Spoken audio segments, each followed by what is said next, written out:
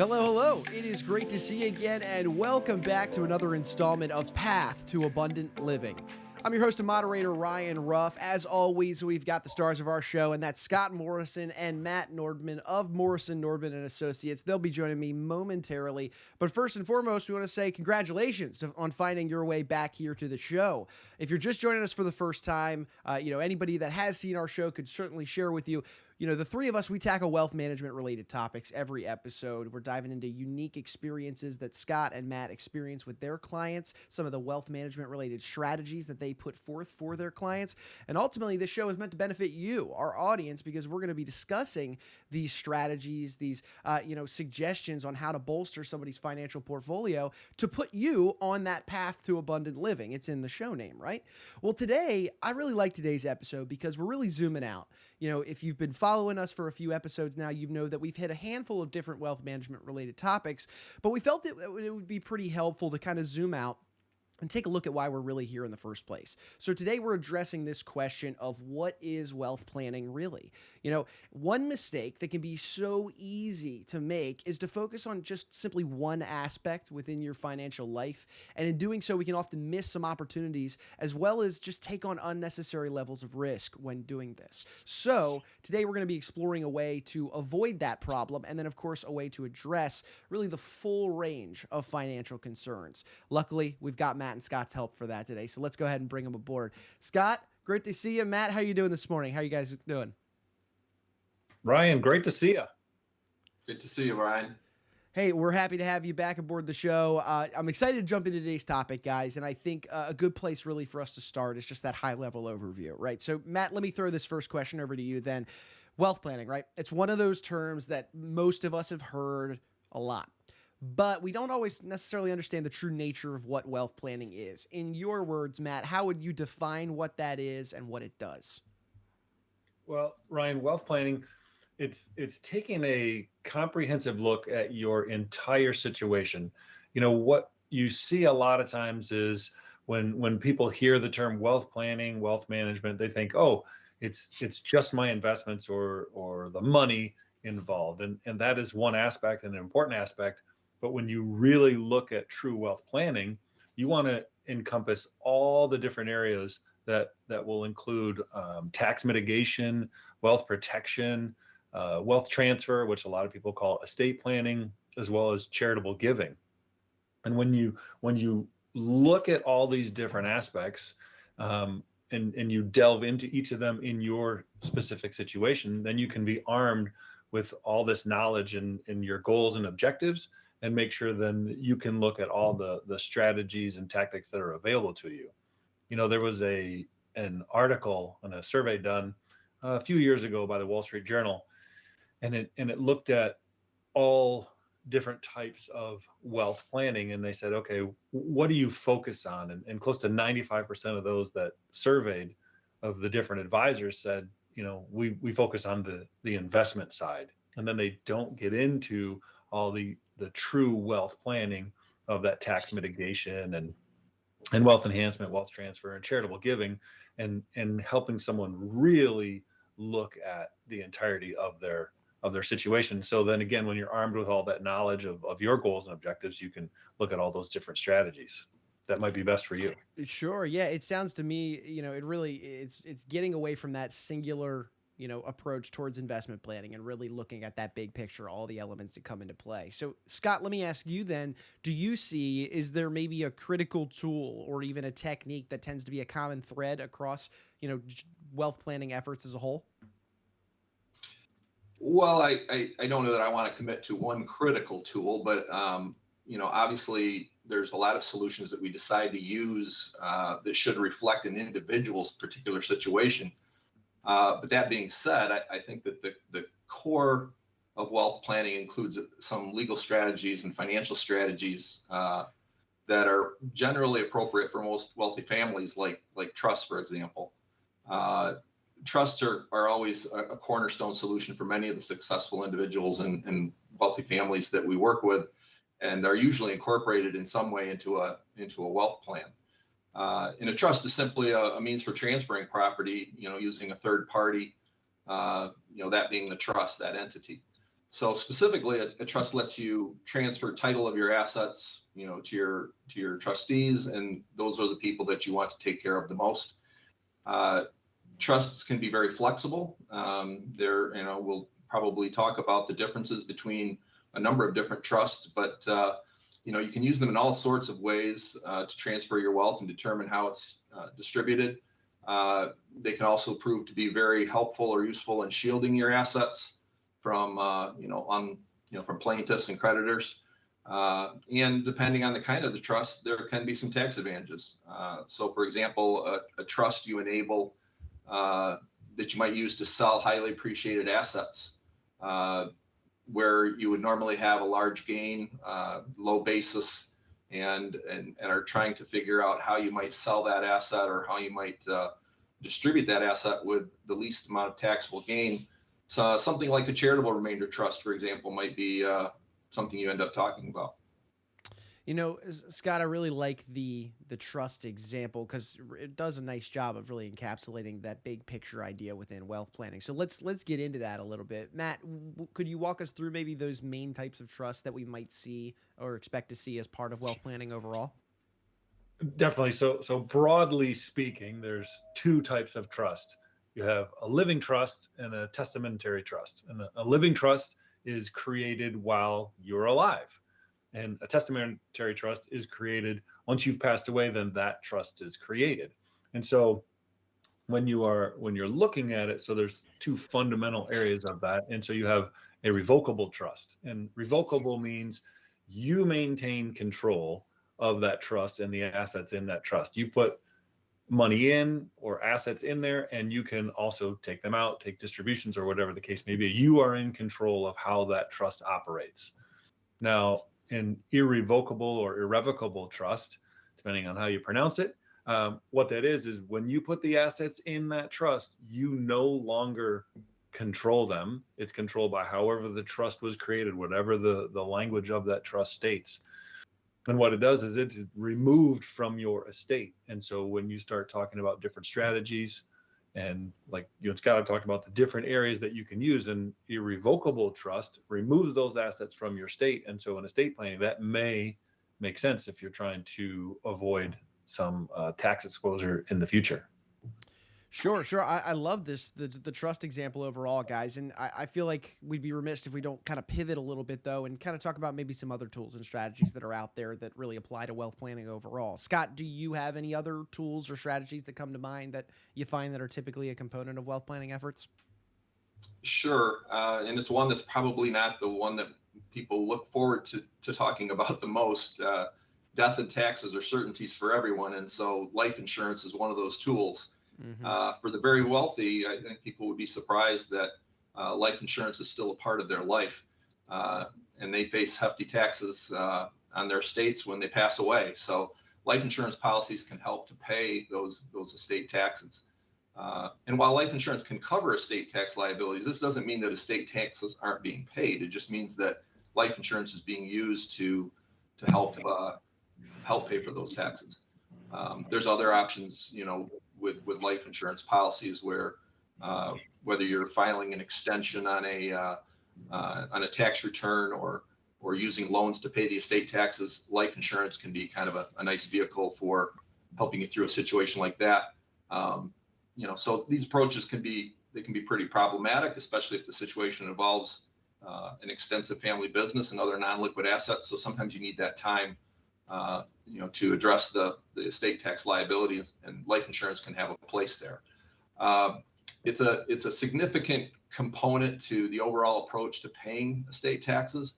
By using a life insurance policy in estate planning, you can effectively orchestrate the transfer of assets and better protect the family's wealth.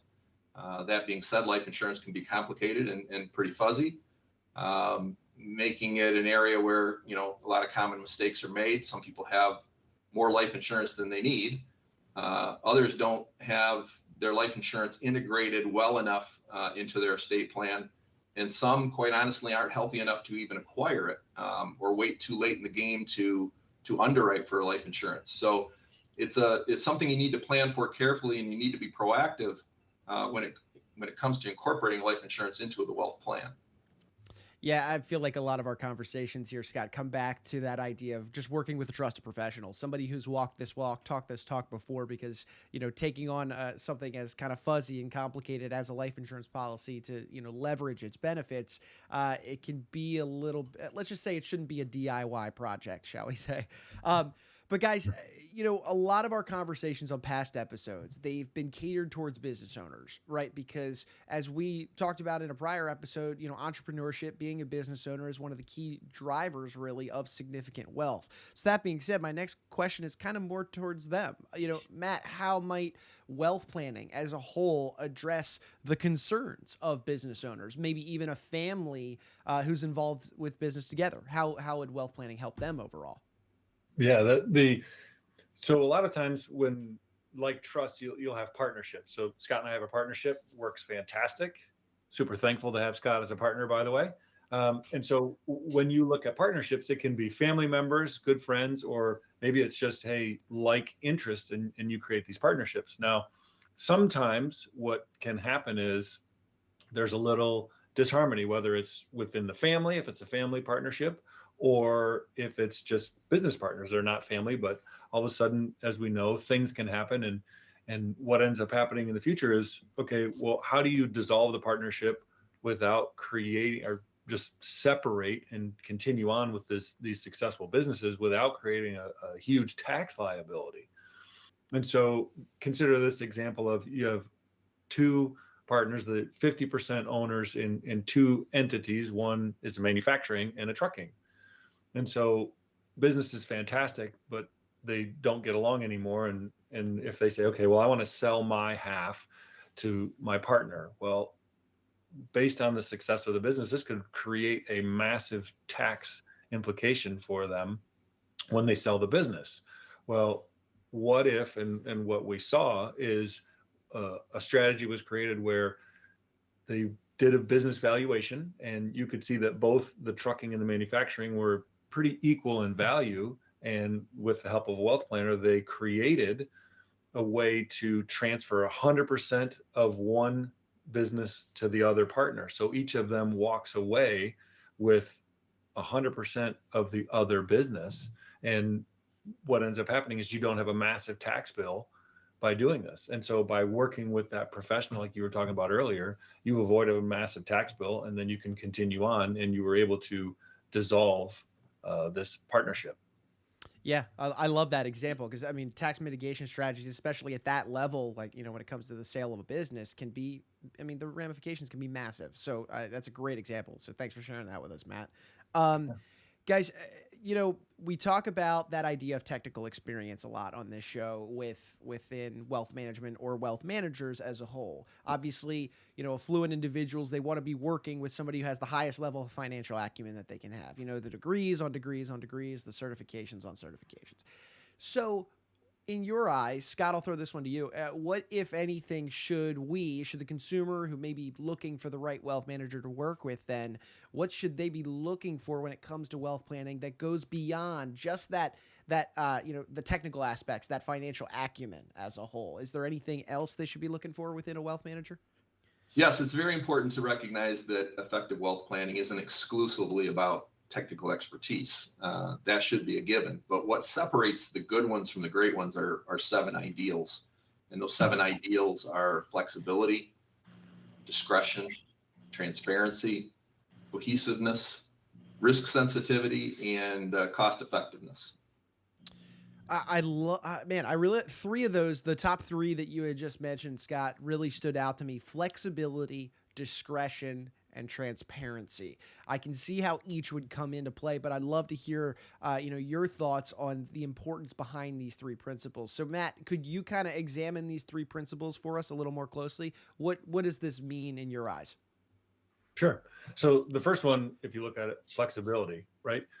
When we all know life changes, our own lives, and you kind of look back over the last 5 years and you say, okay, what's happened? And then kind of project forward the next 5, 10, 15, 20 years. And so you want to have a plan that can be flexible, and not flexible with your own life, but also the potential changes in tax law or political issues, and that could affect you and your plan and what it is you're trying to achieve. So you want to make sure that when you create a plan, that it's not so rigid that it can't be changed to the changes that happen in your life and in the world. And then discretion, most people want to keep things discreet. You don't want to draw unwanted attention to yourself, whether it's from people in your local community or the world at large, or regulators or legal issues that could pop up. So you want to make sure that it is completely and utterly discreet with the plan that you have created. Most people don't want, the whole world knowing their business. Sure. And then the third is transparent, and transparency is a couple of things when you look at it.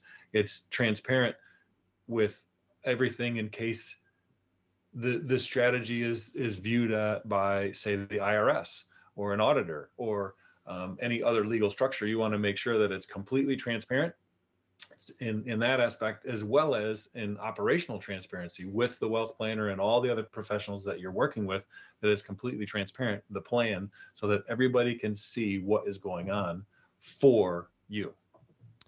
Got it. And Scott, the last three that you mentioned on that list was cohesiveness, risk sensitivity, and I believe the final one was cost effectiveness. Could you take us through those key principles and outline kind of what each of those mean to you in your eyes? Sure. I think each of us has probably played that campfire game where you lean over to the person next to you and you tell a story. You whisper that story, and then the next person does it to the person to their right, and so on around the campfire. And what you end up with at the end of that is a story completely different than the one you started with. And part of that is because we've fallen into a habit of when we talk to professionals, we set appointments with our attorney, and we have that conversation with an attorney, and then we have a separate conversation with our advisor, separate conversation with the CPA. And while each of those professionals, as we said before, is technically savvy, it lends to some misunderstandings if those three entities aren't, having those conversations together in some sort of a collaboration. So the cohesiveness is really important. I think that's where Matt and I feel pretty good about the professional network that we've put together, knowing that it allows us to have that kind of collaboration, which can actually reduce fees, eliminates a lot of the misunderstandings. Each professional within the network, has his own expertise, his own licensing. So communication between ourselves is critical to talk for the benefit of the client. It helps ensures that the goals and the objectives remain the focus of all our efforts. And so in that respect, we're enabling various legal strategies and financial products to work in concert with each other for better outcomes. The risk sensitivity, obviously, anytime we're talking about investments, for example, we're talking about certain levels of risk tolerance. Even within the planning strategies, though, there's a certain level of comfort that you'll find with a client. Sometimes you're describing a type of plan that for whatever reason, causes some angst, some anxiety. So you want to make sure you're doing coming up with solutions that they can range anywhere from a very vanilla program to a truly exotic one, but without stepping over any legal boundaries, you want to make sure there's still ample room for creativity. So therefore, it's really critical that you and your advisors understand the level of assertiveness associated with any particular solution. And if somebody's a little bit gun shy, you may find yourself not having that capacity for taking the risks necessary. Finally, the cost effectiveness, always needs to be a focus. There's times when just because we can do something doesn't mean we should do something. There's a lot of times where you can look at something as a very complex and detailed type of plan, which is going to cost more than something that might be just as effective but simpler. So we want to make sure that we're always, focusing on fees and making sure that we're not creating more stress than what the plan is worth. Sometimes simpler, like they say, sometimes often less costly solution is just as sufficient. So whenever that's an opportunity, we should be looking at that. Sure, absolutely, guys, and I love these six key principles because each one really does. It's got really its own level of importance, really beyond that technical experience that we mentioned. So, as we're kind of bringing our conversation to a head here, guys, are there any final thoughts maybe that you have in terms of this overarching question that we're asking our audience today? What is wealth planning really? Matt, I'll throw this one over to you. Any final thoughts on the topic as a whole? Sure, Ryan. So to kind of add on to what Scott had been saying, one of the things that when you're looking at your own situation, sometimes it's hard to see, and so we get so focused on one piece of the puzzle at a time.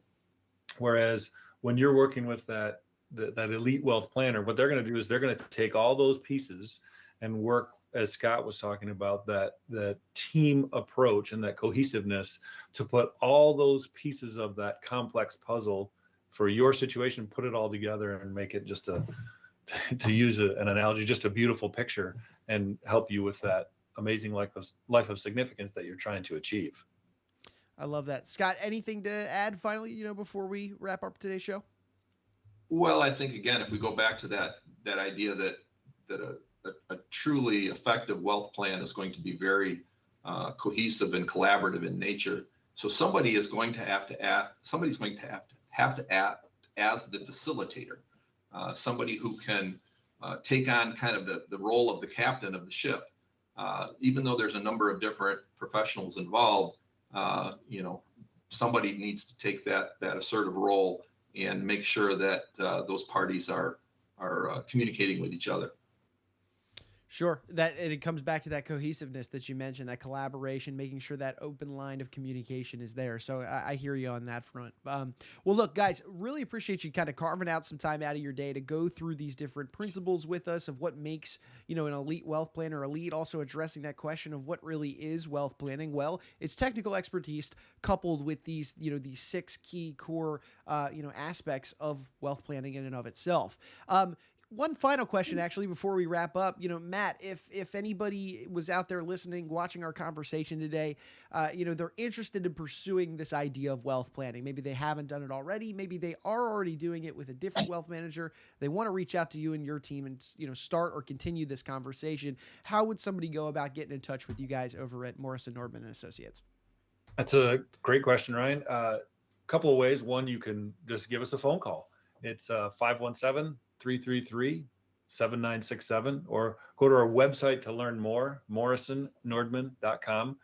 And on there, you can see a lot of different aspects of the process that we have in place, from starting with a discovery meeting and going from there and determining, okay, what's going to be a good fit for everybody moving forward.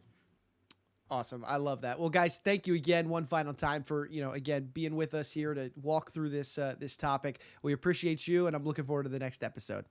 Hey, Ryan, great to see you again and have conversations. Love talking about this stuff. Thanks, Ryan. Really enjoyed it. Have a great day. Thanks, guys. Hey, well, look, and we want to take one final moment to thank you, of course, our audience, for jumping aboard today's show. If you liked what you saw, you like what you heard, please feel free to comment, subscribe to the show, share this information with friends, family, business owners you might know, because at the end of the day, these conversations are meant for you guys. They're meant to provide those strategies, those insights into this world of wealth management and put you and yours on that path to abundant living. So for Mr. Matt Nordman and Scott Morrison, I'm Ryan Ruff. We're saying so long today, and we thank you so much for joining us on today's edition of Path to Abundant Living.